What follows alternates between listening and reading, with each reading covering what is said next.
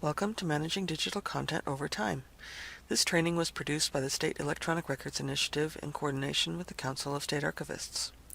It was developed under a grant from the Institute of Museum and Library Services and based primarily on training created by the Library of Congress.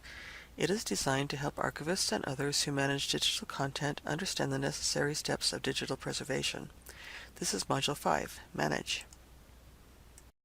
This diagram should look pretty familiar to you now, as we've used it to illustrate how each of the modules relate to each other, each building on the last.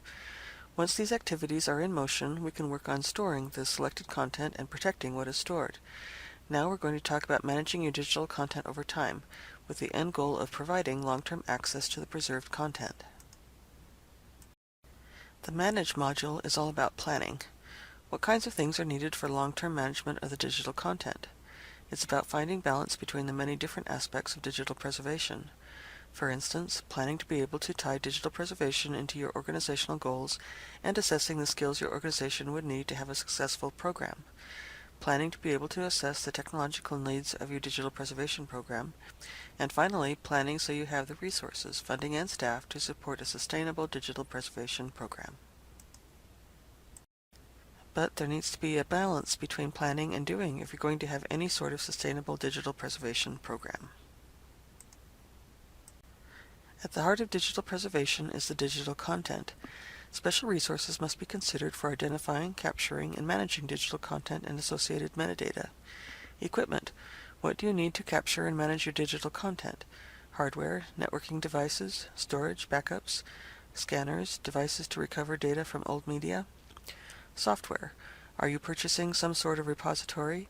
Is there software you need to help with the processing? Office software for inventory, documentation. Space. The physical space needed for staff workspaces, equipment, technology. Staff. Skilled staff to work with the content. Legal staff. IT support. Website for access of materials. So how do we go about building this into the structure of our organization?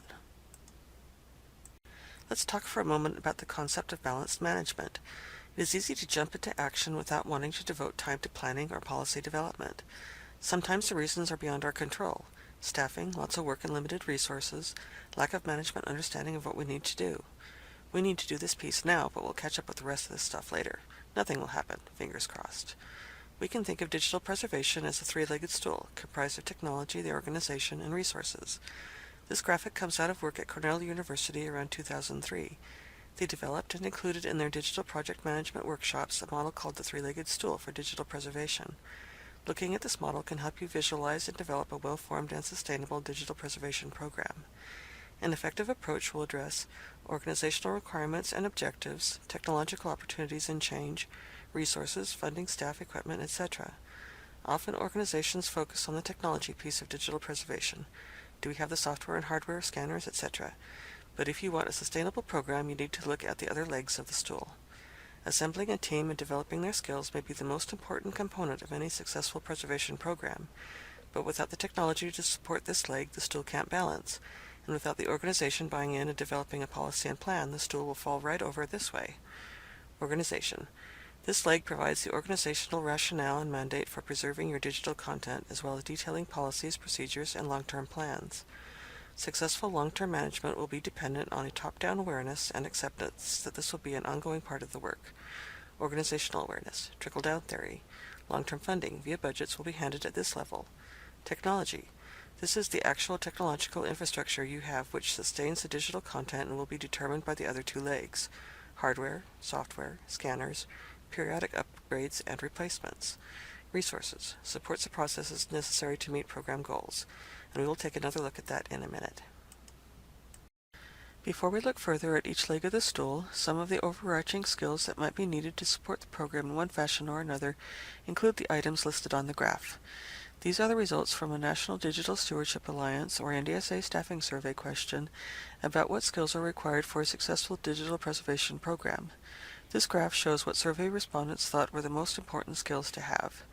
As you can see, these range from simply having the passion for digital preservation to having digital preservation experience and technical skills to a wide range of other soft skills. There are different kinds of skills that contribute to digital preservation. Most can be found either directly or through available networks. Some skills are needed all the time, for example, project management and metadata management, and some periodically, for example, legal and marketing expertise. Keep in mind that you may already have these skills in-house. For others, you might have to seek help elsewhere from another organization or service. Policy development. I'll talk more specifically about developing policy in a moment and why that is important. Having someone at your organization who could serve as a project manager, or someone who can assign roles and guide staff to manage projects from start to finish. You most likely will need repository software management or programming skills depending on how you decide to store your content. Legal and marketing expertise will likely only be needed periodically. How do you get started on all this? Think about what you have and then what you need. Institutional support is a critical piece of the organizational leg of the stool. First steps are often just getting the conversation started and making them aware of the importance of what it is you are doing. It is not unusual for others outside the immediate circle of this work to not understand what it is you do and why it is important. After that, you can work on getting the resources to support the other legs of the stool. I will speak in more detail about advocating for digital preservation programs, but one of the key things you can do to help your case is with planning and policy development. Writing these often necessitates that they are adopted at the institutional level if they are going to be advertised as institutional policies. We all have them: collection policies, deed of gift policies, transfers based on record schedules, etc. It is often through the writing and adoption of these documents at the institutional level that the first step can happen. Why create a preservation policy? 1. Institutional commitment. One benefit to developing a policy related to your digital preservation program is that a policy specifies institutional commitment, a promise that you will care for this digital content indefinitely. It may be helpful to find somebody fairly high up and convince them to make it a priority, maybe be the sponsor of the organizational effort, and then they come to the meetings, and then we put in our policy that the purpose is to formalize our organization's commitment to long-term preservation of its digital assets. 2. Raises awareness. It's going to be the same thing here. The act of writing this document is going to be a big awareness raiser, as people sit around and share information that they haven't discussed before about what risks you are facing. And then once this document is written and circulates, many more people will have the beginnings of a consciousness about digital preservation. 3. This document also defines roles and responsibilities of who will be doing what. It may provide you with the ability to make some recommendations for a digital preservation team. Working through some of the guideline documents for how to put together a digital preservation policy and then hashing it out will be a great team education exercise. What are you going to do? What are other people in your office responsible for? What are your IT resources and their responsibilities? What about your managers? 4. Developing a policy helps you to build your digital preservation team.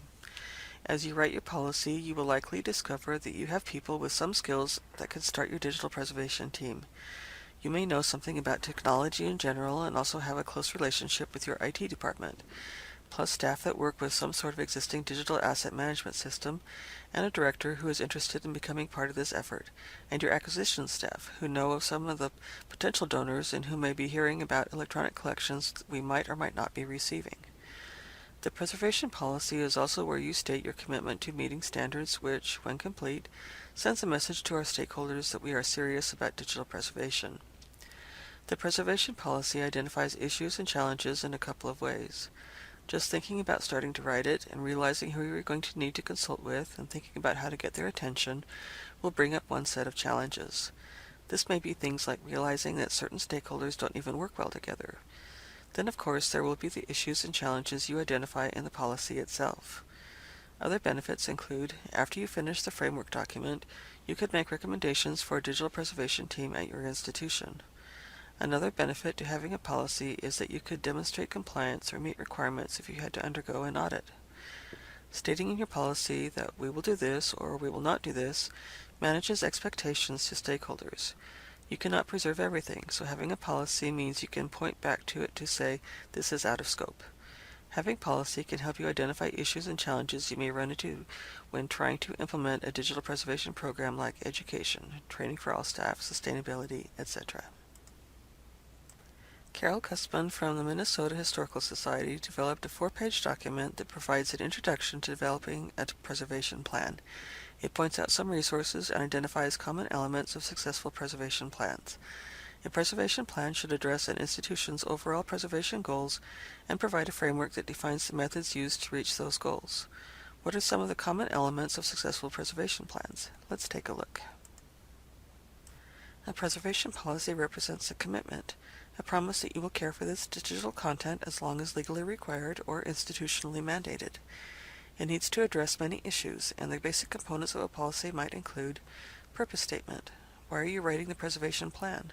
Why is digital preservation important to your institution? Relation statement. How does the document relate to others across the institution? Does it, for instance, complement current records management policies? Objective statement. What are the goals of preserving your digital content? Are the goals based on a specific project, or do they reach the institutional level? What are the overarching goals of your preservation program? You may want to include both short and long-term goals. To maintain and preserve digital content for future generations. To meet legal requirements as mandated by territorial laws. Periodic review. How often will the preservation plan be reviewed? Is it based on a schedule or on an event that triggers review? Record what changes are made, who made them, and when. This will help ensure your preservation plan is sustainable over time. If you change it, record what changes are being made. Descriptive statement. Of what will and will not be preserved. Formats that you will support. How long you will preserve things, according to a schedule or forever. How will access be provided? Who has access to the records? Where are files stored? Implementation plan. Formalizes and documents everything in more detail. Staff responsibilities, positions, not specific names, access and use restrictions, risk management policies and procedures can be referenced. Identifying stakeholders, who is going to use this, storage requirements, how are you going to store files, back them up, how often, quality control, security measures, how often will integrity checks be made, define who has access to digital content. While it would be ideal to create an institutional level policy, and that would be a faster path to global institutional awareness, it doesn't have to take this path. You may need to start small. Write a policy for a department that works most with digital materials. Test how things work, roll it out to a larger group, and work towards an organizational level policy if that is appropriate. A purpose statement helps to formalize commitment to long-term preservation of digital assets. A relations statement explains how the policy relates to others across the institution. The objective statement describes the goals of digital preservation and to what level, a project, program, institution. To keep the policy up to date, it should include a review statement that indicates how often the policy will be reviewed and updated, and if there are any events that specifically trigger a review. The descriptive statement describes what will and will not be preserved, what formats are supported, who has access, all the details.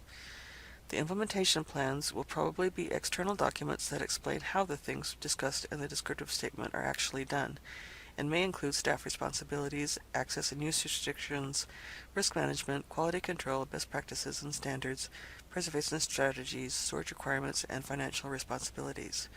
A glossary will be useful if people are unfamiliar with digital preservation terms. I would like to transition now and talk about another leg of the three-legged stool, technology.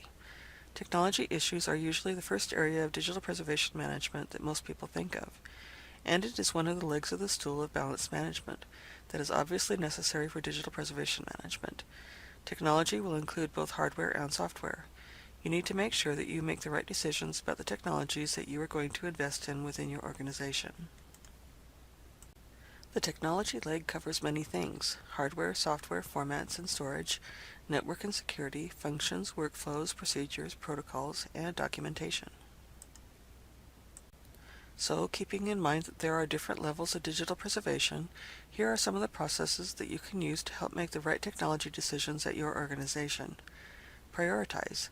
The most important is to know what your requirements are and what you want to accomplish the most. Rank these to prioritize needs. Access. Think about what your access criteria are.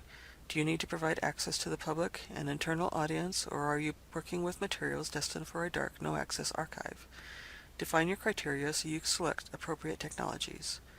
Plan. Identify the steps you need to follow to meet your goals. Select. You need to decide if you are going to run it yourself or join a consortium or share resources with another organization. This can be a mix depending on your collection. Funding. Think about funding options and which will work best. Keep your budget and skill set in mind to determine which might work best. Think about future needs and wants. Monitor. Technology changes over time. Be ready to change if necessary. Remember, this is not just a one-time process planned to keep up with technology. Determine where your comfort zone is. Are you on the bleeding edge, the cutting edge, or a late adopter? Evaluate. Before, during, and after the process, evaluate and review your selection process and decisions. Make sure you are achieving your goals, or if not, know what can be done to move closer to them. Going forward, your technologies will need to be periodically reviewed to make sure they still make sense as new technologies become available. When moving to technology, organizations need to periodically review and make decisions about technologies that will help them preserve digital content. Computers and servers, software tools and utilities, repository software packages. The process should be systematic and intentional. Documenting the process and outcomes may make the next time easier. Weighing options against requirements should be part of the process. Outsourcing to service providers is increasingly an option, and decisions should be as thoughtful as a process to buy and implement technology. Technology changes, and organizations can plan to keep up with it, reflecting the resources and requirements. If you decide you're going to invest in technologies, there should be a way to determine what good means for technology. This list suggests some of the characteristics to look for. While the goal is to have a preservation solution that can preserve and protect your content and keep it accessible well into the future, many will not be able to start with a full-blown system, but will need to build out the pieces gradually over time. One archive started with hard drives, then locally managed RAID systems, then rented server space at a university, then transitioned into a preservation system. Various types of software were used on top of these devices to manage this content. If you take this route, there are things you can do to make the transitions easier. You have to evaluate your technological environment, understand what you have, what you can do, and once you have a grasp on that, you can start to evaluate what else is out there and what technology solutions might work for you. So here is a list of some of the characteristics that will help you decide what software will work for your institution. It does not matter what type of software. If the software does not have these characteristics, you could consider that a Q, a red flag that there is a weakness in the software that may negatively impact your institution in either the short or long term. What I mean by modular in design. A computer is actually one of the best examples of modular design. Typical modules are power supply units, processors, mainboards, graphic cards, hard drives, optical drives, etc. All of these parts should be easily interchangeable as long as you use parts that support the same standard interface as the part you replaced. What I mean by secondary use. You can use the software on more than one device, a home computer and a work computer, for example. Moving on to the third leg of the stool, resources, which covers staff, technology, space, and other possible needs. Just a point, as we talk about these three legs of the stool, you will hear the same things being discussed. For resources, we are asking about organizational infrastructure. Do you have the support to achieve your goals? Staffing. Make sure that you have the people that have or will learn the skills necessary to run your program, whether it is just one or two or a large staff. We have spoken about these before, just from a different perspective. Equipment. Obviously, you will need the core computer and related equipment to process, store, preserve, and provide access to your collection. But do not forget that you will also need desks and chairs, tables, and all of the regular office equipment, plus you will have to have a place to put everyone and everything. In many cases, equipment and facilities are shared with other established functions of your institution, but you need to think about how this is accomplished. There are other potential costs. Technology, hardware, software, scanners, cameras. Storage, could be outsourcing, on-site, or both. Internet, how are you going to provide access to the items you are preserving to the public? How are you going to let the public know what you have? Websites, social media. Time, paid staff time, free volunteer time, students, interns. Space, for technology, for people to work. Identifying funding for digital preservation can be challenging, but any program in an organization needs sustained funding to develop and grow. Funding is needed not only for the initial investment in digital preservation, but also for the continued development and growth of the program. Digital collections are going to grow, and the necessary support for them will only continue to increase over time. Here are some of the issues. Digital preservation will need funding. You need to make your case for funding to the people that approve the budget. Documenting topics like your successes in repository growth and use, like web hits or downloads, will help. Here is where we need to build a case as to why this is important. What is the loss to the institution if your digital content can no longer be accessed or used? How much money went into developing that content, including staffing resources and expertise? Documenting the value to the institution and to the targeted user audience will help you build your case and convince administrators that it is important to protect their investment. Build your case and get your administration on board. So what are some of the possible funding sources that may be available? Could be your budget, grants, or in-kind contributions. Moving away from the three-legged stool and the overarching elements of infrastructure, resources, and technology, we are going to focus down to look at the management of the content itself. But the act of preservation requires a show me, not trust me approach, and an organization needs to demonstrate that it's following good practice. In the previous section, I provided you with a lot of examples on how to create a balanced approach to managing a digital preservation plan. While it often seems daunting to take on a project of this size, there are foundational documents out there for you to review and reference while creating your plan. The founding document is the Preserving Digital Information Report. Published by the Commission on Preservation and Access and RLG, the document represents a seminal moment in digital preservation that contains examples of digital content preservation dating back to the 1960s, and really got everyone going in the digital preservation community. One of the things that it did was point out the obvious. In order to succeed in preserving digital information, there needs to be an organizational will and an economic commitment to the project. The findings from this document set the stage for the standards and best practices to come. Since the PDI in 1996, the digital community now has a foundation of standards as a basis for good practice. These are the most commonly cited. The OAIS reference model is a conceptual overview of how a preservation system should ideally work. Track certification has a lot of pieces to it.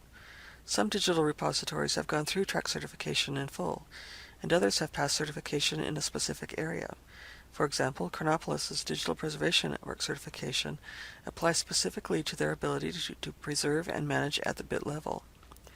Very few organizations have passed the full track certification. They include HathiTrust, LOX, Portico. I'll talk more about trusted digital repositories in a minute.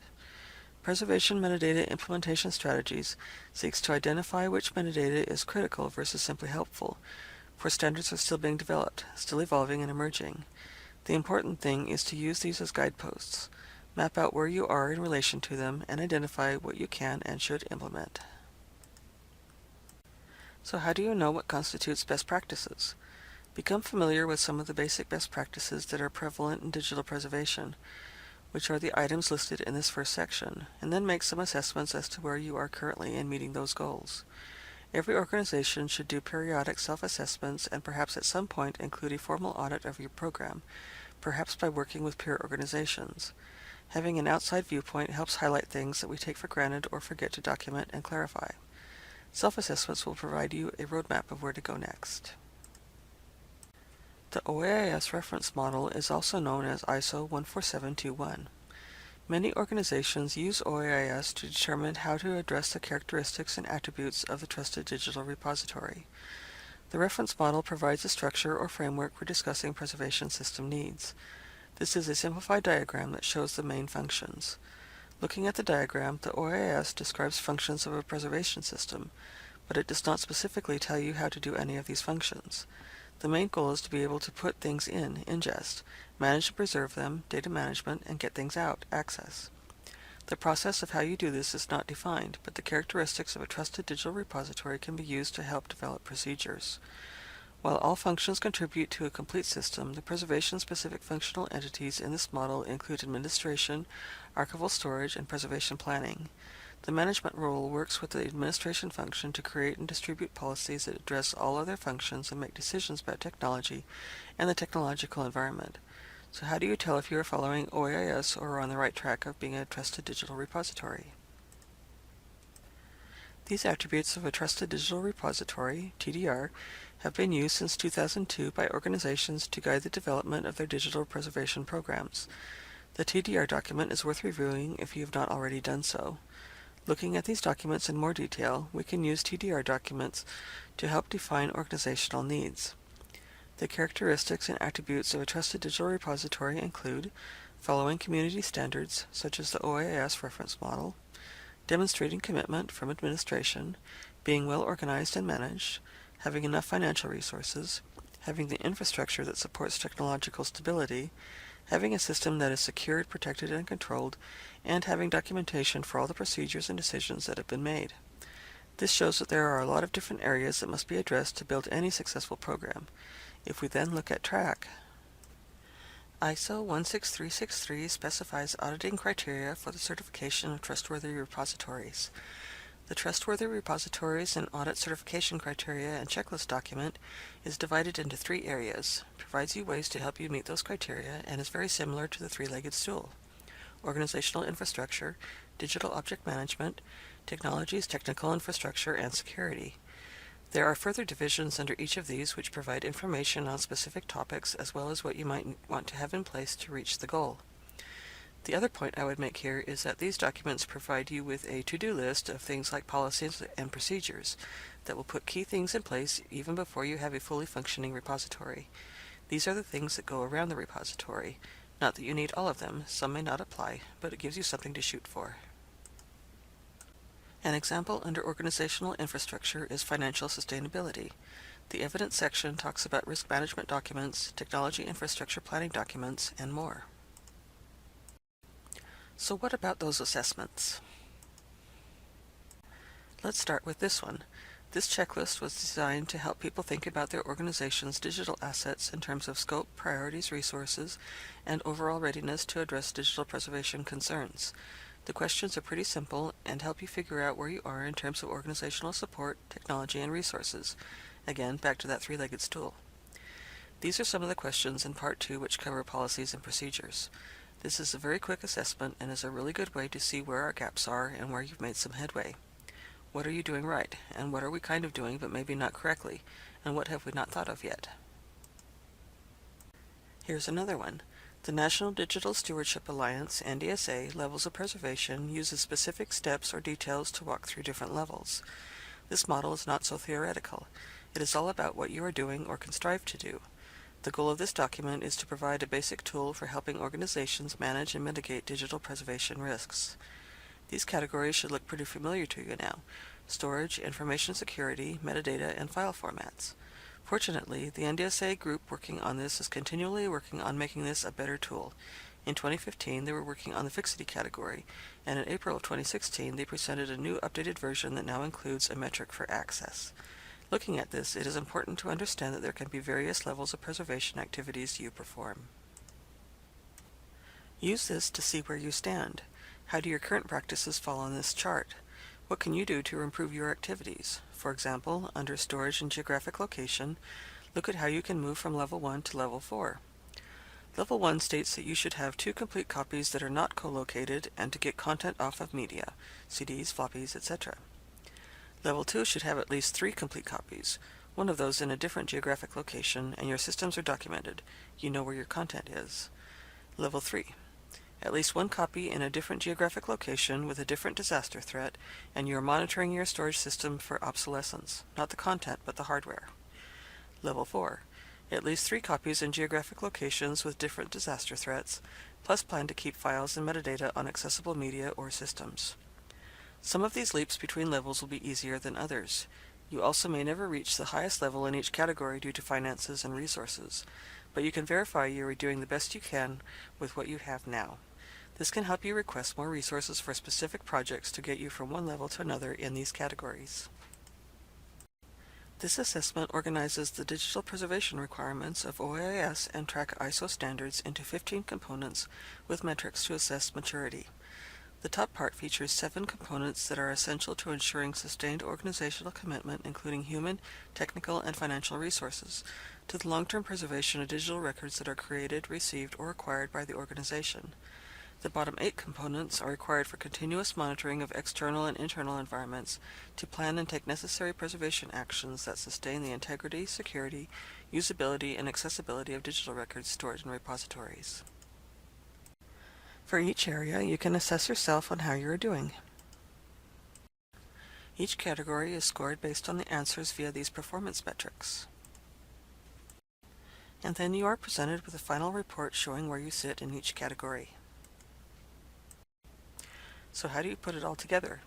Preservation planning and acting on those plans is the glue that holds the three-legged stool together. Planning for digital preservation is not a one-time thing. It is an ongoing part of managing digital content over time. It involves planning for the digital preservation program, as well as identifying strategies for preserving the specific kinds of digital content the organization is preserving. But when looking at the technology leg of the stool, preservation planning also includes preparing for new and unfamiliar digital content types, format obsolescence, and monitoring any technology that would improve or inhibit preservation, making sure to have the right equipment and it is stable. Preservation planning itself also has the organizational aspects. For instance, policy development, planning, training, legal issues, and resources, designated funding, and sustainability, to be taken into consideration, the other two legs of the stool. For long-term management of digital content to be effective, management needs to reflect holistic and sustained effort in all areas to ensure the longevity of digital content. Follow-up actions. To determine if the program and our strategies are successful, each organization should do a self-assessment to see if things are working. This can be as formal or informal as you like, but the results should be documented so they can be learned from. One suggestion is to use the levels of preservation or the 10 principles of community expectations, which are on the next slide, to see how things stand. A more formal audit can take place by using an external or peer review process. Either way, preservation requires a show me, not trust me approach. An organization needs to demonstrate that it's following good practice. Business continuity and disaster planning should also be considered. These were discussed in the Protect module. Management of digital preservation is truly a balancing act. You must address technology, organizational infrastructure, and resources. For example, organizations sometimes focus simply on the technology, looking for a solution, and don't address the organizational issues or pay attention to their current or required resources for the solution. Digital preservation itself is not a technology. Technology offers solutions to digital preservation problems. Technology needs to be addressed, but don't focus on just the technological issues. And you must know when and how to plan and when to act. Too often, it is one or the other. Some organizations want to plan, and while they are working on the best plan possible, digital materials are not being preserved. Other organizations jump right in without devoting time to planning, policy development, and other key areas. Organizations need to balance planning and doing. They need to understand the importance of these key organizational aspects and take the appropriate amount of time to work on them, but can't be frozen by the idea of not having the perfect plan. If you don't act, things will not get preserved. It's okay to take baby steps. Just keep moving forward. Think about what you can do now. Start working on or reviewing your preservation plan and related policies. Look at each leg of the stool and think about if you are well balanced, or is there a particular aspect you need to work on. Use gap analysis to assist in this process. See where you are and determine where you want to be and set goals accordingly. As you move forward, follow best practices and standards. This completes Module 5, Manage. If you are using these modules in order, the next one is Module 6, Provide. For additional resources on electronic records preservation and management, please visit the State Electronic Records Initiative webpage. The link is on your screen.